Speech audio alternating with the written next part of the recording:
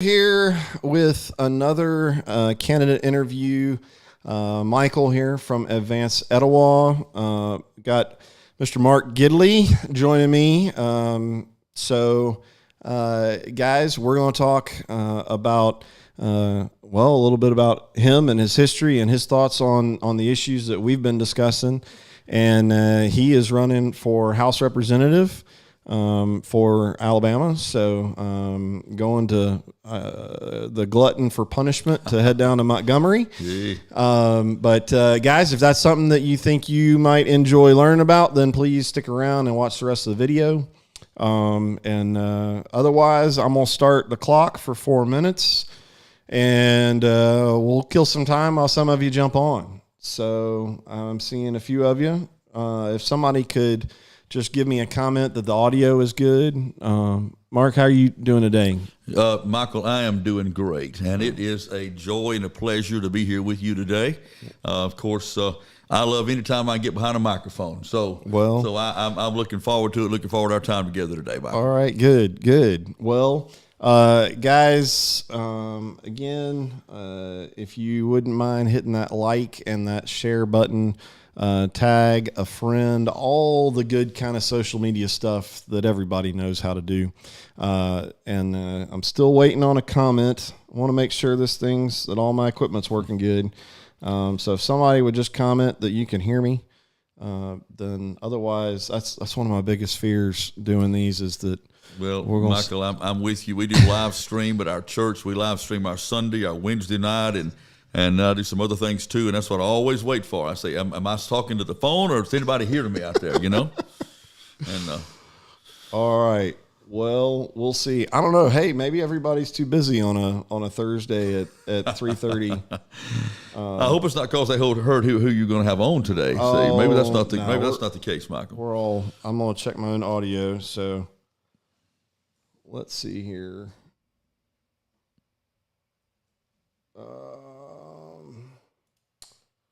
I'm going to have to troubleshoot the technical stuff, guys. So that should be better. All right, cool. We got good audio. So that's all valid. Right. Okay, cool. And I'm starting to see. Great. Thank you, Alan. Sounds fine. That is awesome. All right. Well, I'm going to give you my quick spiel while the timer clicks down and we wait. Again, hit that like and that share. And if you do have any questions, then go ahead and drop them in the comments. So the way this has gone down, if you haven't watched any of the previous interviews and discussions, first and foremost, we've prioritized everybody running in the primaries, or at least everybody that's going to be voted on the primaries, May 24th. Big deal for Etowah County is that is the vote. There is nothing after. If you survive the primaries, then you're going to be, I guess you're going to be competing with people writing in Donald Duck or whoever else come voting time. But May 24th is a primary, so we've been getting the county commissioners in and the state reps. If you go look, I've posted. We've got a few more folks that are lined up. That's all, I've got events created on Facebook and got that stuff that'll be posting. And then if you go look, advancedetowah.com, go to election 22, and under that tab is who's running. We've got all the candidate profiles, gotten more and more information. I appreciate, you have gotten, your answers in to the questions. So there's a lot more info there. So go check that out, read, links to everybody's stuff on the internet, and all that kind of good stuff. So, let's see how else we're doing. All right. So we'll get started here in just a quick second. Guys, I want to remind you that the context of the conversation we're having, we're staying in the lane of business development, raising the quality of life in our community. I don't want anybody to get their feelings hurt. There's a lot of issues that we've got in Etowah County, and I don't mean to discount any of them. We've got a lot of them. It's just that kind of the mission that has come out of Advanced Etowah through the rendering plant has been kind of this discussion about business development, attracting business growth, raising the household income. And so all the stuff that we talk about is kind of couched under that as that's the point. There's a lot under all of this. And I think we could all the people involved in politics around here could talk for days about all this kind of stuff. So I just caveat to, I don't want anybody to get their feelings hurt. If you don't feel like we're talking about an issue that's near and dear to your heart, what I would encourage you to do, particularly if you're going to be in Mark's district or any of the other politicians, if you've got stuff that is really district specific, I would encourage you jump on their social, jump on their web, jump on their email, reach out to them and address that with them and talk with them. So far, I haven't met any of you guys that don't want to shake hands and talk to people. Absolutely. Which is good. So that's what it's all about, actually. That's what it's all about. All right. So let's do this. Let's start with first, welcome, Mr. Mark Gidley, running for Alabama House of Representative. And like I said a few minutes ago, glutton for punishment for wanting to go down and deal with the fun that is Montgomery. So more power to you. Let me first say I am very appreciative of your willingness to subject yourself to the community. The scrutiny that comes along with all of politics and there's a lot more to it than a lot of people think. It's a special kind of leadership to want to throw yourself out there, and we appreciate that. Well, thank you, Michael, and I appreciate that. And it is a special leadership, and I think it also requires us to think about why we're doing this. What's the motive? What's behind our decision or someone's decision to run for an elected position? And that could be state representative, it could be senator, it could be mayor, it could be city council, whatever it is, school board. What's our motivation? What is the reason behind it? And I think that's the first thing as a candidate we have to ask ourselves is, why am I running? And to think about, as you said, about what this thing is going to involve. I told you before we came on, I spent 21 years in the insurance business. I've been a full-time pastor for the last 24 years.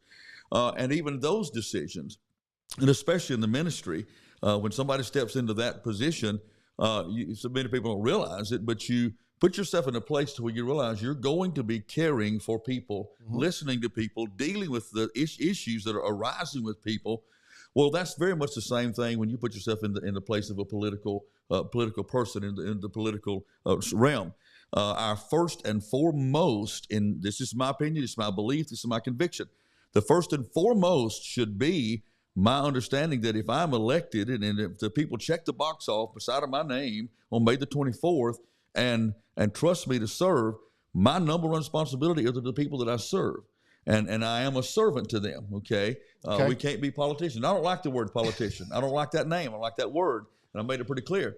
But we are servants of those people because they have entrusted us, and that's the kind of government we have. Yep. We have what's known as a democratic republic, where all 330 million people in America don't vote on every single thing. Right. We elect representatives to go and represent us that we hope will represent our needs, desires, and what we need and help us, and will be there to listen to us. Well, so if anybody comes into the office with any other perspective other than that, I personally believe we need to second guess why we're doing it. Gotcha.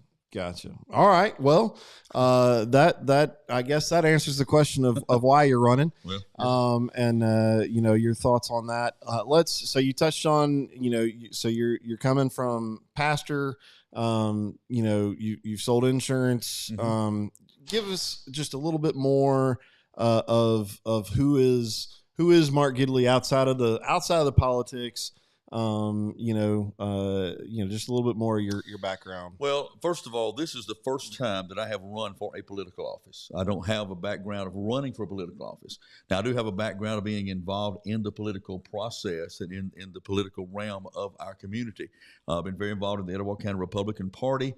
Always been involved. You could ask my girls. My girls have been grown for a long time, but you could ask them. Matter of fact, one of them brought it up the other day about one of the presidential elections a few years ago, and how I was glued to that TV and glued to what was happening, because I realized it was so important who leads our nation. Right. It's extremely important. So I've been involved in the process. I believe, Michael, that for the last 12 years or so, I've been in a process that God has had me in. And I want to tell you now, don't anybody get offended because I mentioned God and mentioned the spiritual side of this, because I feel like, that I have been groomed to lead in this particular moment. And I feel like that's something that God has lined me up to do. And I'm not backing up on that. I believe that. That's my belief. And I truly feel that. But I feel like that I've been groomed, and God has lined me up and put some things in place for me to get me ready for this position. So I haven't tried to move into it quicker than I should. Okay. I haven't tried to say, am I going to do this or that, or do I have this political aspiration? No, I believe I come to the point that I've been prepared to serve in now for the last several years.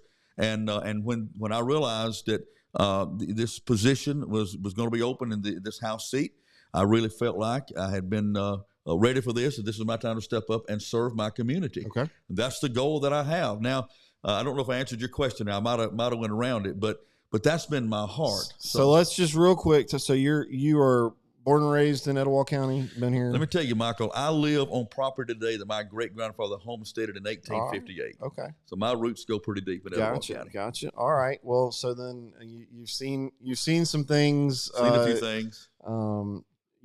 Go through, develop, change, peaks and valleys through the community's history. So that's good. And quite honestly, I hope that those of us, guys like me, that are transplants, when we have time, and it's not today, but I hope we have time to kind of sit down and pick the brains of those that have been around and seen a lot of stuff. Don't take any offense, but there's a few gray hairs, so I imagine you've. But I'm not going to tell you my age. That's all right. That's I don't care. That's okay. That. You're. I hope that anyone that it's not about the age; it's about the wisdom acquired with the age. So and that's what I said, Michael. I believe that God has groomed and prepared me for this time. That's why I didn't try to jump into politics 20 years ago. I was involved in the political process, encouraging people to vote, get out there and do that. We need to support those candidates that we believe have the values we have. But I believe this is the time. Okay. And just like Moses, Moses was 80 when he led the children out of the promised land. That was a different time and a different era. We understand that. Oh, yeah. But God groomed him and got him ready before he had him to go back and tell Pharaoh to let the people go. Okay. So I believe that's where I've come to at this point, Michael. Well, let's jump in. Obviously, the first thing that comes to mind with Advanced Etowah and the way we've been starting this off is just not that we're going to turn this into a long rendering plant discussion. We've said through this whole process, the last year and a half, the rendering plant symptom of the problems that we've got in this community, not the problem itself. It was a catalyst that scared a lot of people, woke a lot of people up, and got a lot of people like me to start paying a whole lot more attention. So let's talk about, where were you? What are your thoughts on the rendering plant? I know you're not a Rainbow City resident, so I'm sure it wasn't quite knocking at your doorstep like a lot of folks. Mm-hmm. But what was kind of your perspective? And I think, there's a lot of value in hearing somebody that's lived in the community for so long, seeing something like what occurred in the last year and a half occurred. What are your thoughts on all of that? Well, I've got a number of thoughts on it, Michael, and let me start with this. You're right. I live on the other end of the county from Rainbow City. I live close enough almost to Calhoun County or Cherokee County to Throw a Rock. I live way out there.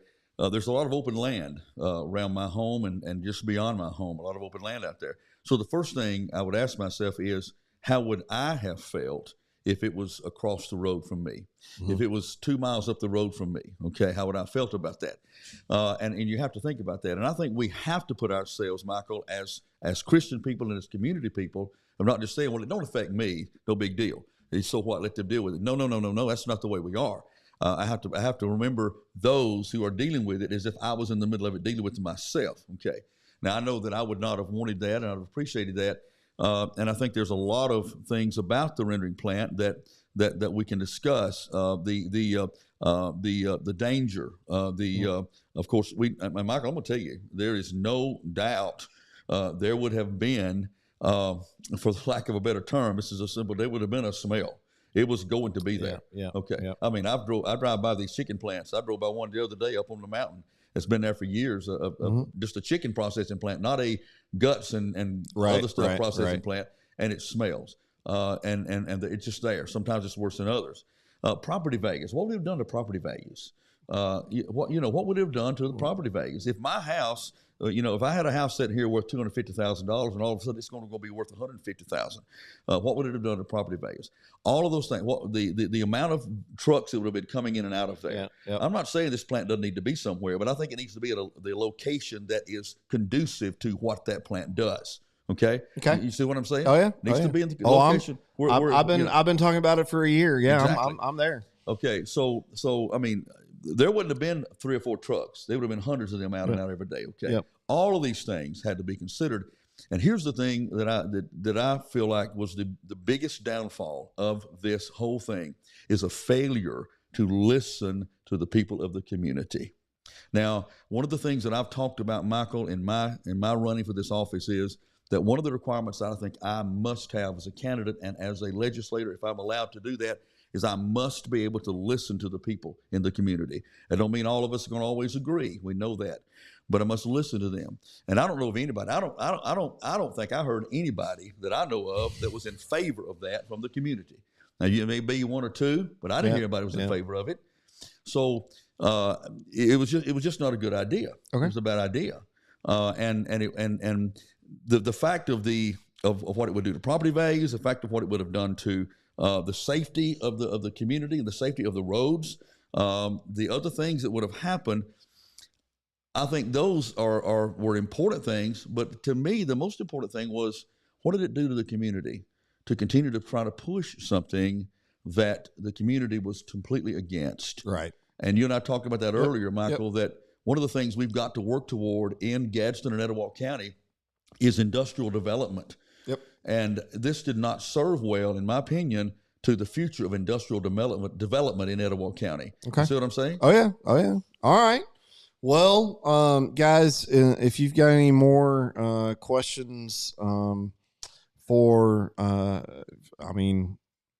thoughts on the rendering plant, then I think that answers the question for me. So I want to move on to what I want to say is the good stuff. We've gone through this rendering plant thing, and now it's time that, we've got to move forward as a community. And now I think it's a great opportunity for us to kind of step back and reflect because of what we've gone through and because of the divides and the pushback and all the issues and circumstances that have occurred. So now keep in mind, we have said, and I'll keep saying this until the elections, in our opinion, the rendering plant issue is not truly dead until we have new elections. And a lot of that is really going to be at the city level, city Gadsden level. We'll leave that one alone. I'm not going to ask you to talk about other people's races. Sure. But there's and I'll be honest with you, I don't even want to. I just want to talk about what I believe that my vision is. So let's and you've kind of already touched on this, but I'll give you more of an opportunity. And I think to your point of the issue of divide among the people and what I would call the leadership and really I would say the elected officials, because one of the things I've talked about is we don't have a shortage of elected officials. We have a shortage of leadership.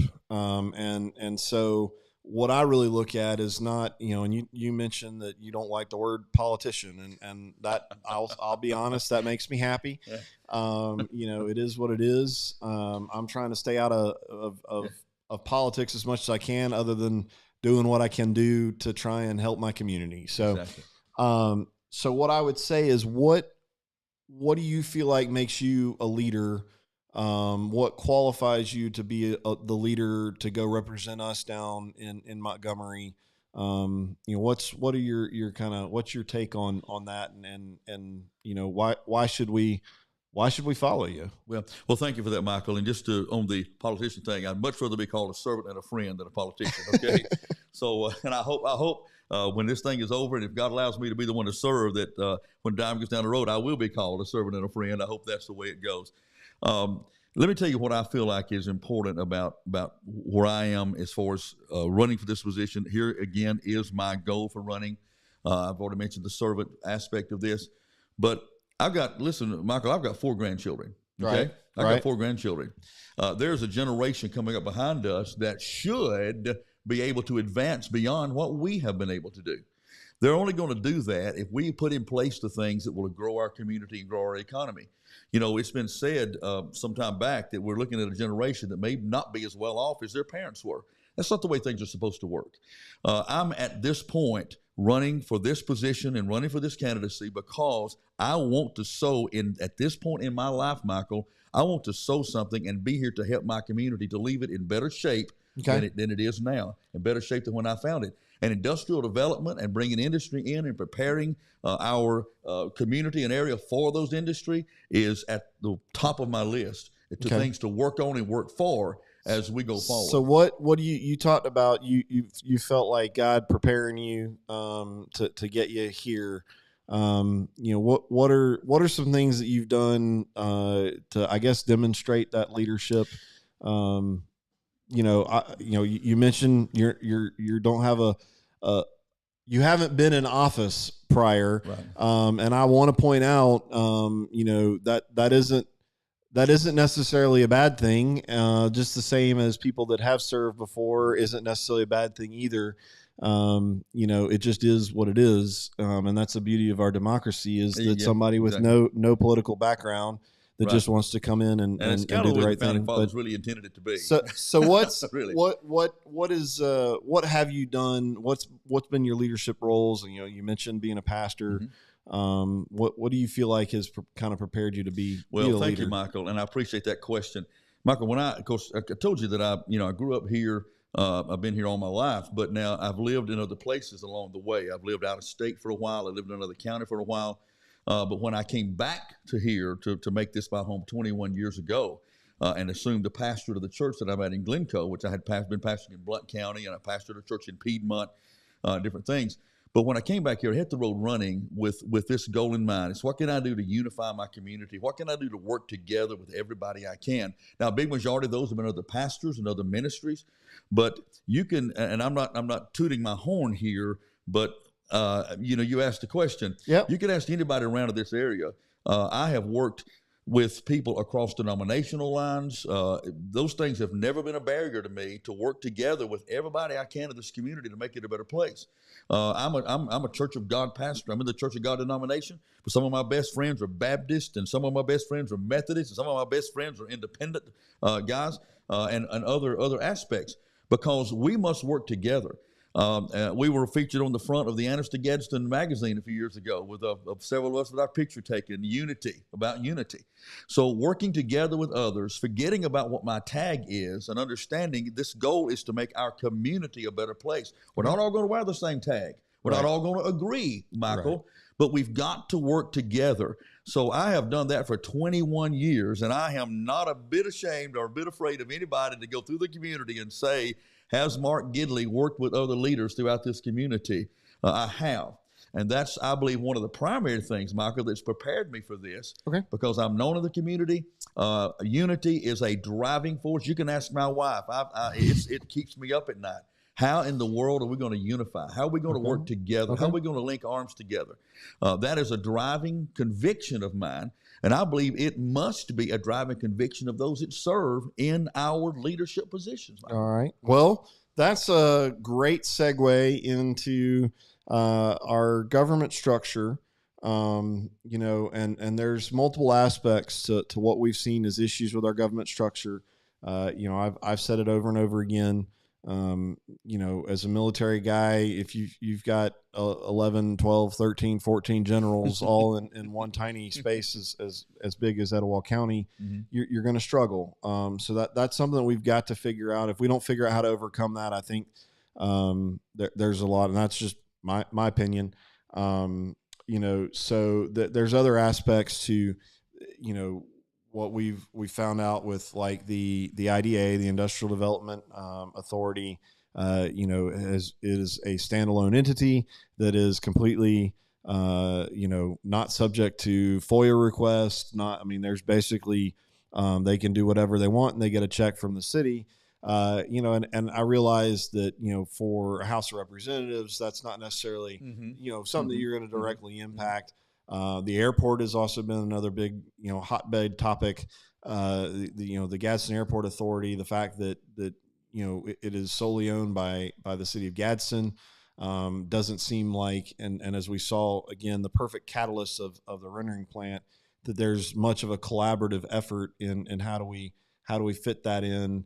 Now, as you run for the House, obviously that airport, that's way in your wheelhouse, because that ALDOT's involved. You're talking about federal dollars, mm-hmm.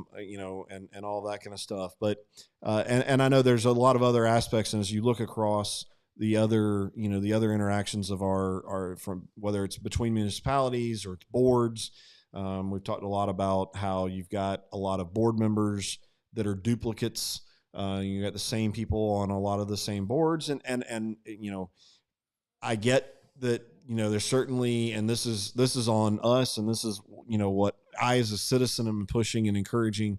I get there is a certain aspect of there aren't enough people, as in any church you've ever served in, right. There's never enough people, yeah, right? 10% of the people do 90% of the work. Exactly. And that's something that we've got to, but there's clearly, some conflict between some of that kind of stuff. So what are your thoughts on just the nature of the structure of our government in Etowah County?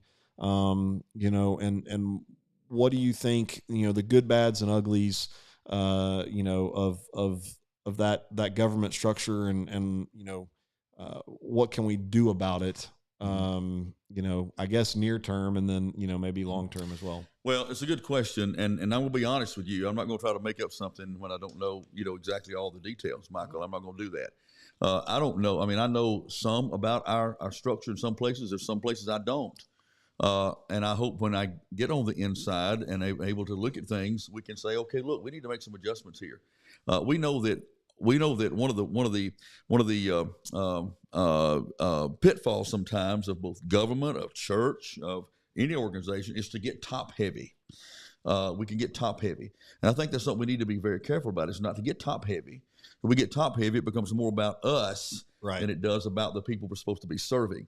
So those are things I would definitely look at. Like I said, some of the structures I know, some of them I'm not yet aware of, and I'm not going to try to speak up and make up something when I don't know. Well, but I guarantee you that as we move forward, we need to look at what is going to be the most efficient way that we can do government and and it all boils down to this, Michael. It all boils down is how can I best serve the people?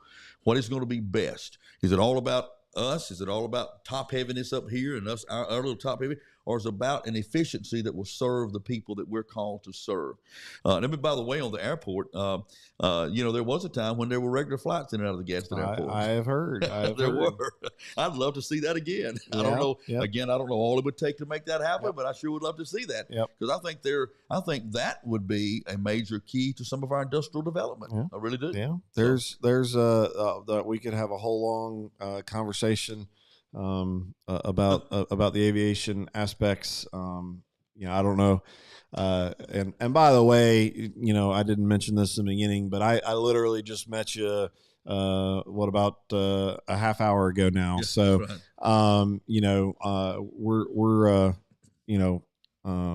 So I flew in the Navy, so I've got some aviation background. If folks have watched any of our other videos, I'm sure I probably mentioned that a time or two. So aviation is something near and dear to my heart. It's one of the things that pulled me into the rendering plant. And again, a great conversation that can be had out there. We do have a good aviation community that has been frustrated for years.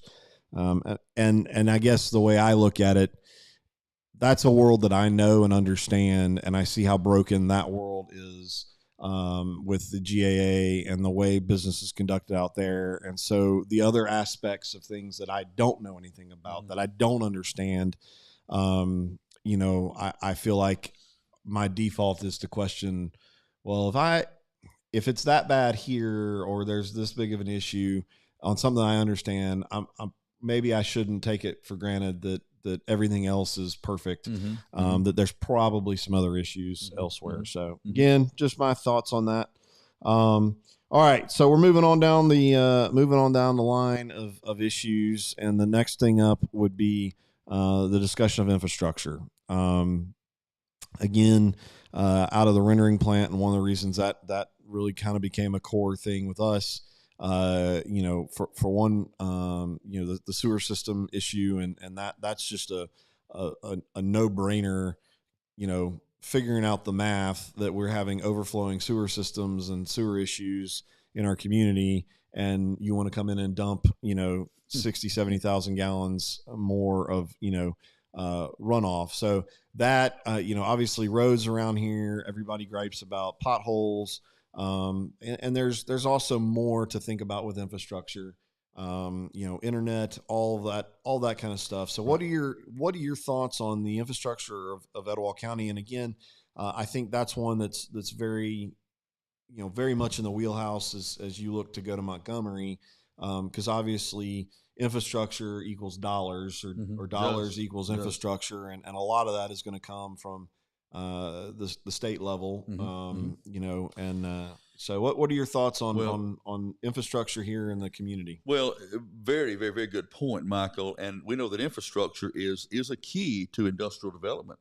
If companies can't get their product in and out in an efficient way, that's a big turnoff. Okay, now that's one side of it. And that's a very important side of it. So infrastructure and having the proper inroads and outroads and things for people to get in and out are extremely important when it comes to attracting businesses in for industrial development. It's also important for the flow of the people in the community. All of us have been stuck on the Biggin Bridge numerous times recently, okay?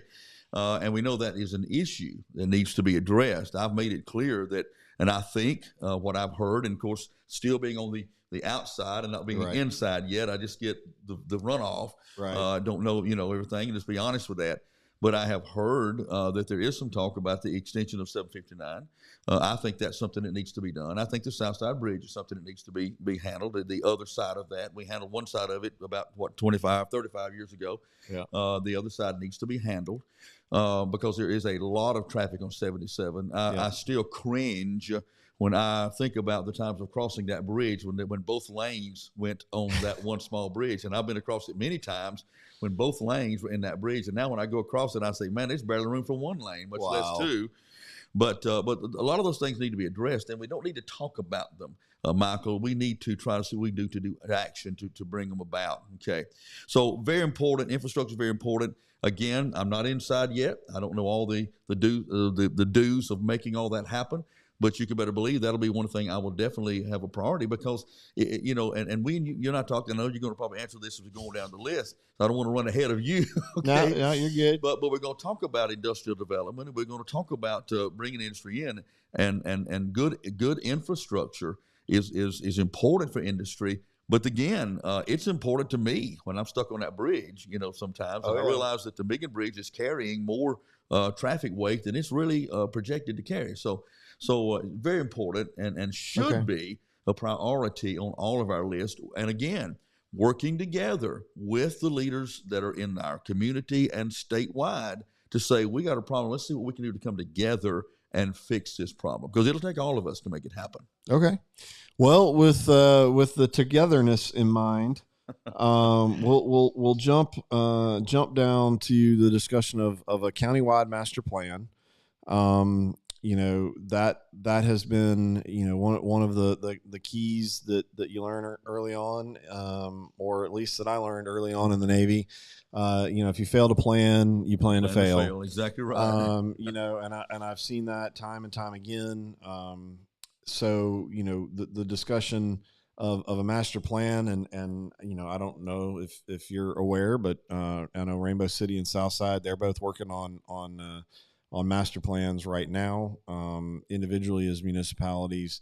But as we look, obviously our scope has really been countywide, not any one individual municipality. And as we talk about, again, in the context of the rendering plant and the industrial development, we've got to coordinate, and that's so. What are your thoughts? I'm assuming based on listening to you, you're clearly in favor of developing some kind of plan. Have you got any thoughts on how that can be done? From the House of Representative role, what can you do in that effort, and then obviously support the execution of that plan? What are your thoughts on a countywide plan? Well, to take what you just mentioned a while ago one step further, let me pull a passage out of the Bible that says, "Without a vision, the people perish." So unless we're looking ahead, Michael, we will eventually come to the point where we look around and say, "Hey, where did our community go? It's gone." Okay, well, we have to. Let me say this again before I get to try to answer your question. I've also got to think about the future generation. Okay, I've got to think about what are my grandchildren and my great grandchildren going to experience. I cannot just look at what things are right here and say, "Well, things are pretty good right now. I think it'll be fine as long as I'm alive." That's not the way it works. I've got to think about what the future generations, once I have moved on and am in my heavenly home having a great time with God in heaven, I got to think about what life is going to be like for them. Okay, so in order to do that, there must be a plan. Now, what all of the aspects of what I'll be able to do when I get there, again, I've never been on the inside. I have been with those who are. I know there are some real, we've seen some things going on with some of our roads and whatever, in the last little while. Right. But there needs to be a lot more done. And so I know there are avenues and are things that a representative can do to help pull that money toward their district. The other side of that is, again, let me go back to, I think it's extremely important that we must come together with the people in the area, okay? Because it's going to take everybody to sit down and do it. Right. And coming together, and that's one thing that I kind of, think that I have done a good job of, is being able to sit down with people, to come together with people and work together with people to say, okay, how does this happen? And you don't necessarily have a plan when you first sit down. You sit down and begin to share ideas. Right. You begin to look at things. I don't know every problem in every area of this county, but if I sit down with the people of this county, they say, well, we got this issue here, got this issue here, got this issue here. And we pull our thoughts together, and then we begin to lay out a plan and say, how can we make this better? How can we create an infrastructure that will attract business? How can we create an infrastructure that will create a better flow of traffic for our citizens? And we begin to work on that plan. So a key to that is learning what it is that a representative has the ability to attract. I know it's there. It's finding it. Second thing is coming together with those who can sit down and put together the plan and begin to make the difference. And it can't be just one plan. It's got to be short term. It's got to be midterm. It's got to be long term. Okay? Gotcha. You've got to say, what are we going to do in the next 5 years? What are we going to do in the next 20 years? What are we going to do in the next 40 years? And you set these goals down the road, and you hand that goal off maybe to the next generation. You might not even hear to see that 40-year goal accomplished. That doesn't matter. What matters is making sure we're improving our community one step at a time. Okay. Well, okay. So here's some fringe issues that came up that we've identified, and they have maybe don't. The first responder issue is not something that necessarily nested under a big bunch of the conversation that we've had on the rendering plant. But what happened, in our community was that so many people were talking, and this was an issue that, as we were paying attention, people started talking about, and really a lot of us got informed on how bad, as a military guy, and I've said it over and over again, there's always the cliche military and first responders need to be paid more. Teachers need to be paid more. Well, yeah, that's always true. I'll never disagree with that. But in some of what we're seeing in our community, particularly the city of Gadsden, like it's no kidding true. Like it's not like, oh, that'd be nice. Yeah, they deserve more. So and again, I know in the context of this conversation, a discussion on the city of Gadsden first responders, there's you're at a House of Representatives level, you're less, you're not going to nearly impact that nearly as much as say a city councilman, right? Or the mayor of Gadsden. But I'd appreciate just what your thoughts are, in the greater context of the conversations of the county, obviously, and I mean, no politician is going to stand up here and go, well, our first responders are paid enough. Although we've actually heard a few politicians that have said that in the last year. But we've heard folks say, well, they can go get a second job and cut grass. So I don't want to get into all of that, but so what are your thoughts on the first responder situation? That we have, and I mean, in all fairness to our county and our city, it's not. I think it's something that's an issue across the country. So what are your thoughts on our first responder retention, and how do we do recruitment better? And what do you think, if anything, can you do from the House of Representatives? Well, first of all, what would our situation be like, Michael, if we didn't have our first responders? What would it be like if we didn't have them? It would not be good. It would not be good, would it? It would be terrible. They offer I don't want to water down here because it's such an important position, but they offer the word service doesn't sound sufficient to say what they do to our communities that we can't do without. Yeah. Because they are the key many times, Michael, to whether a person continues to live or not. Right. They are the key. Now, I've never worked in that realm. Yep. I don't know all that they face. Right. I have known people who have. I've known people that do. And I know they face situations that many times are traumatic. Now, Michael, as a pastor, as a person in the community situations, I have faced some traumatic experiences. I've stood by the side of the bed when people drew their last breath.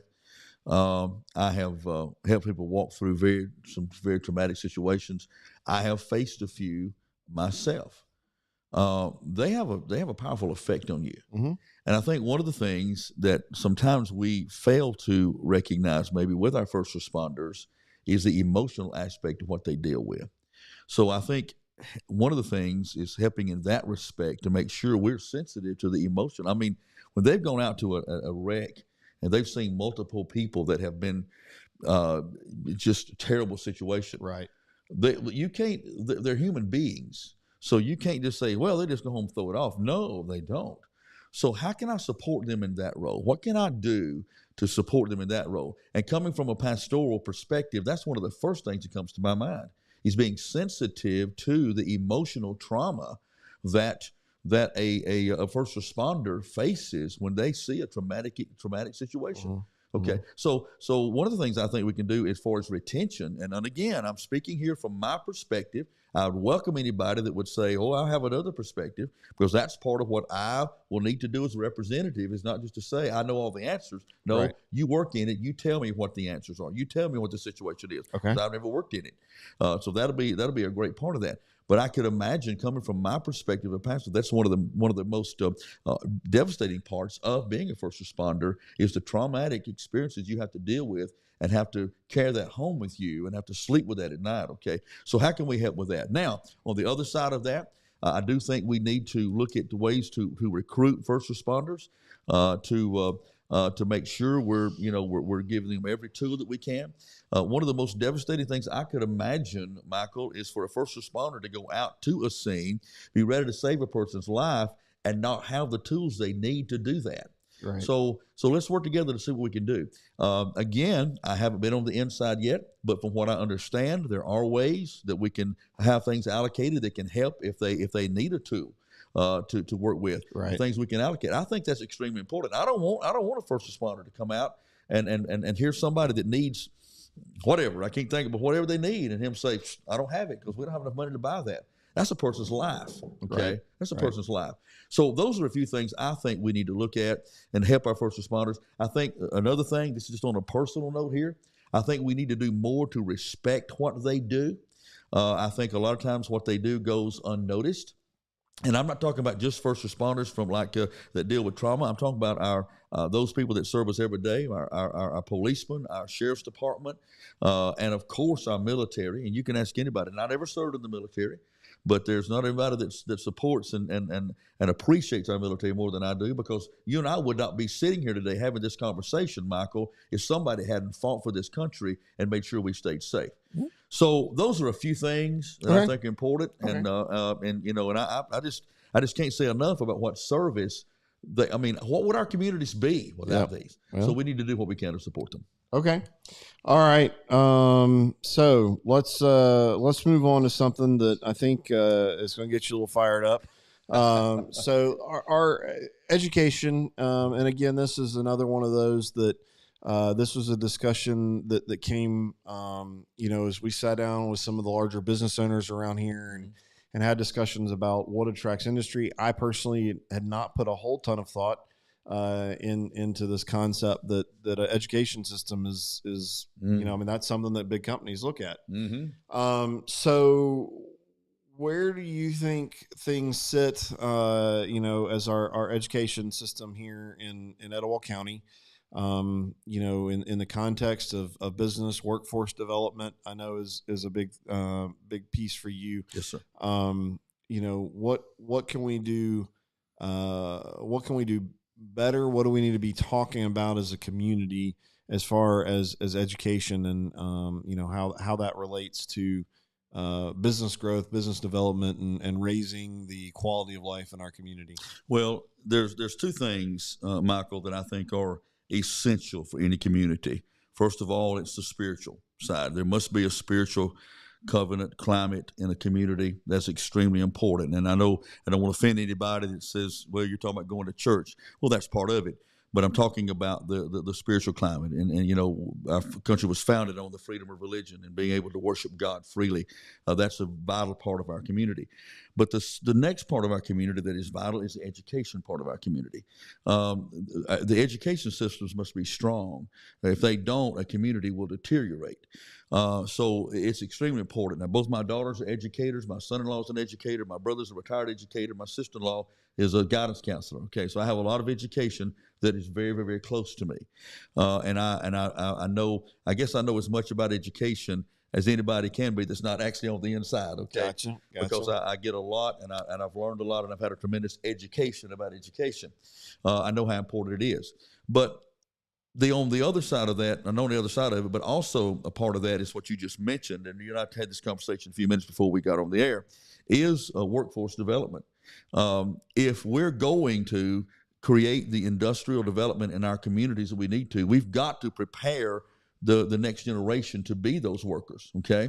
And workforce development to me, is one of the greatest tools in our community to do exactly that, to start working with our K through 12 institutions to get ready to help our students move into those programs that will develop them into great technological positions that will run the plants and run the computers and the nursing programs and different things that it will train our next generation of workers for.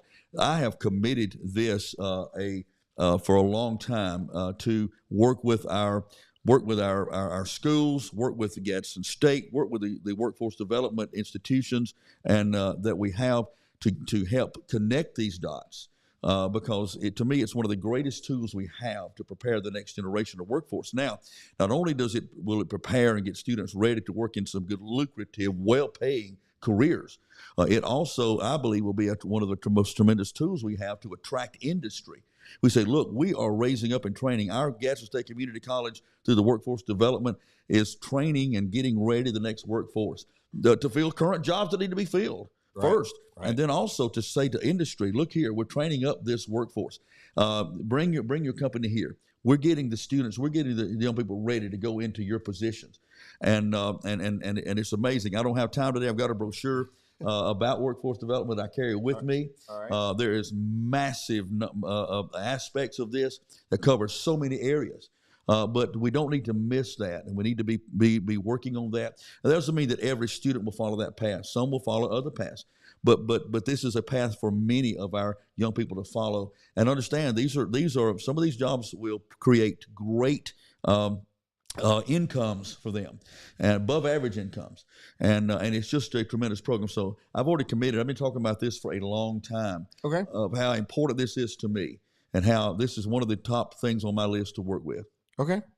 Well, there you have it, folks. On the workforce side of things, education side, it's definitely it's been interesting to kind of see the different angles and different things that a lot of folks don't necessarily think about when you think about businesses coming into an area. Maybe I'm the only one. That I'm fine with that if I am, but I'm sure there's a lot of people that didn't really think about, oh yeah, company cares about the school systems that they're putting people into, and obviously do you have the skilled labor, but there's a lot of other aspects to that, and again, as we go through all of these, we could have hours long conversations about any one of these topics. And so, guys, I don't want you to think this is meant to be an all encompassing. We're really not going super deep into a lot of this stuff, and I just want you guys to have a chance to get a little taste.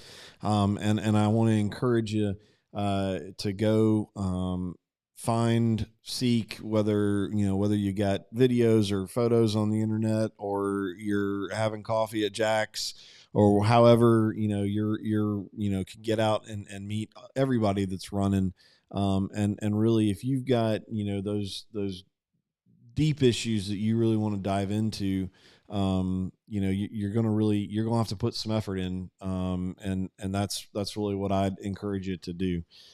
So last thing that kind of couches all of this with a nice pretty bow, all the stuff that we talk about is all under the context of a business environment.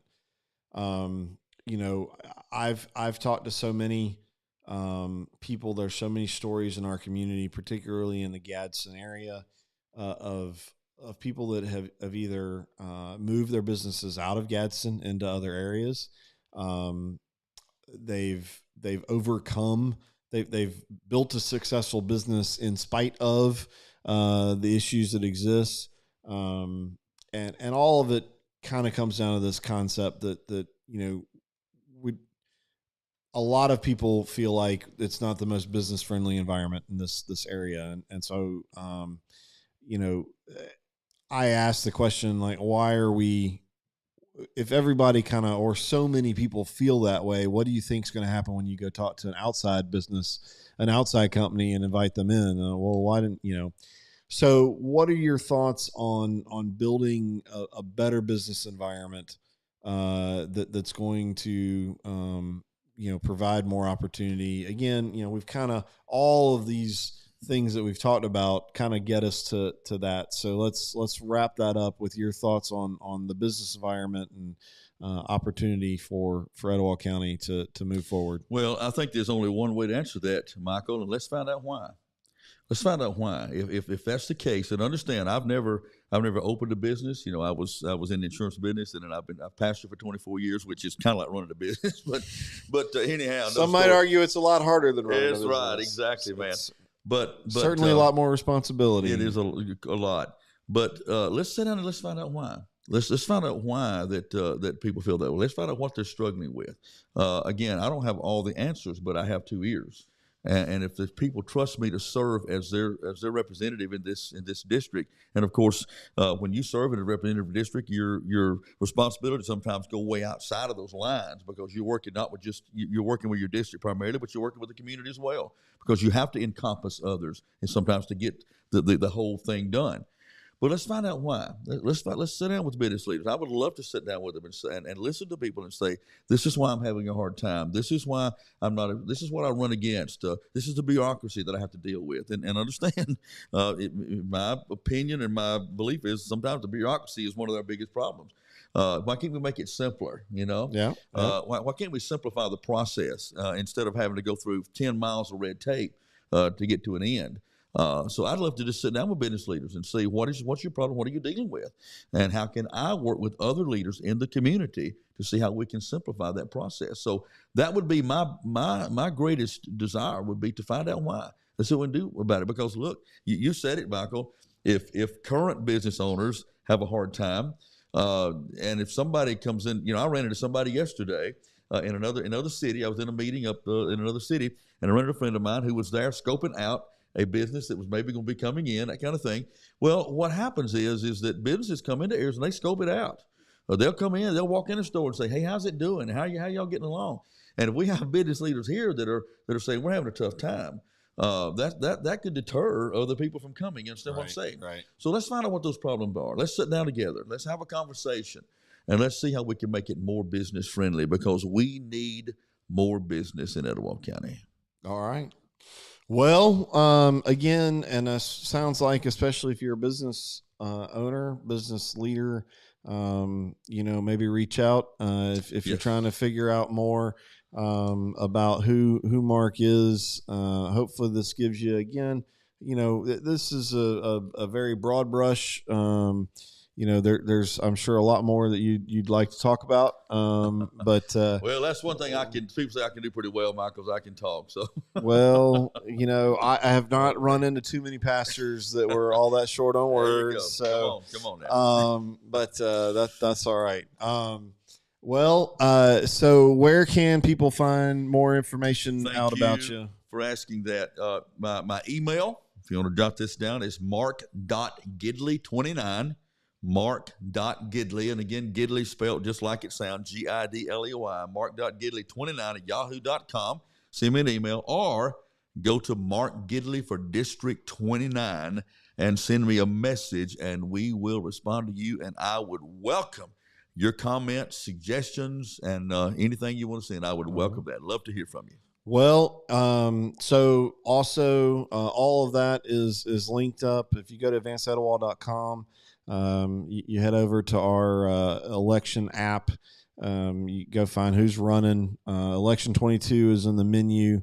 It'll take you right there. You can go find him. I've got all of that. His email, you can click on it. It'll automatically start you an email, and all that other kind of stuff. Got some bio information. Again, answers to some of these questions that we've put out for everybody. And hopefully it's a useful tool for you guys. I really would, if you've got 12 minutes, go spend time over there. That would make me happy, make me feel like I've met my objective. But certainly get on there, and go find these guys, follow what they're doing, find out what pancake breakfasts and all other fun political things that they're doing. I don't know if you've been if you came to the First Friday. We got First Friday coming up. Friday, man, I tell you, I loved it. And because I am an old car, I love old cars. Okay. And man, there was a ton of 55, 56, 57 Chevrolets down here. Mm-hmm. And I have an old truck that I'm working on. It is not quite in show shape yet. But I'm going to be bringing it down here. So may not get it down here before the election's over. But Gotcha. yeah, we walked around First Friday, had a great time. So that's right around the corner. Be here before you know it. Time just seems to be flying by. But guys, again, May 24th is the primaries. It's not just your typical primary. For us here in Etowah County, it is the vote. If their name is on the ballot in the primaries, whoever survives, that's who's going to win. So make sure you put that on your calendar and exercise your right to vote. And as always, one of the reasons I'm doing all of this is to encourage you, put the time and effort. We talk about leadership and the issues of leadership in our community, and I believe wholeheartedly it begins with us as citizens. We've got to lead. We've got to tell our elected officials what we want. We've got to make smart decisions in who we choose to send to represent us. And so, that hard work starts with us, and I get it. It is not all that easy to do. We are all so busy. So that's one of the reasons we're doing all this, is to try and make it as easy as possible to at least get a little bit of information and find out some truths. So, Mark, thank you so much for coming in today. Appreciate it. Appreciate your time. Yeah, guys, reach out to Mark, find out more information. If you're, particularly in his district, go learn more and get ready for May 24th. So absolutely. All right, guys, y'all have a great evening. We will talk to you later.